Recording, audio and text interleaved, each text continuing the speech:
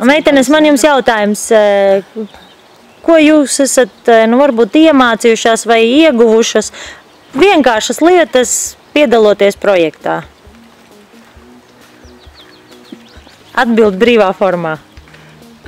Es, piemēram, esmu iepazinusies ar Intu. Nu labi, vēl tā, bet arī tā mēs reti satikāmies. Jā, tiešām, bet es, piemēram, tāda kopā sanākšana ļoti jauka. No visiem tiem darba steigas un darba ritma. Es esmu iemācījusies ar datorus. Ieslēgt un izslēgt. Ieslēgt un izslēgt.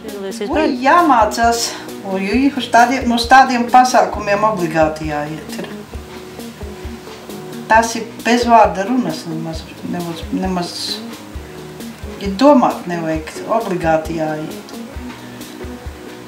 Jo tas ir ļoti interesanti un ļoti saprotami un sakarīgi un draudzīgi. Nekas sarežģīts. Jā, vienkārši galvenais nebaidīties un izkustēties arī mūsu vecumā, tos 55 vai 50 vai 60 gados. Vienkārši kolosāla nodarbošanās. Paldies meitenēm, ka izvilka no mājas mani ārā. 50 gadus jāsaka, vairāk esmu sēdējusi mājā. Dievs strādā caur cilvēkiem. Tādam vajadzēja noteikti notikt tikai tagad, kad vairāk prātam, kad es varu izvērtēt savu, novērtēt, izvērtēt visu, ko man dod.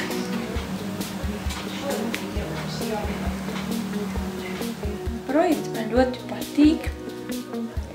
Esmu ļoti priecīga par iespēju darboties šajā projektā, satikties ar cilvēkiem.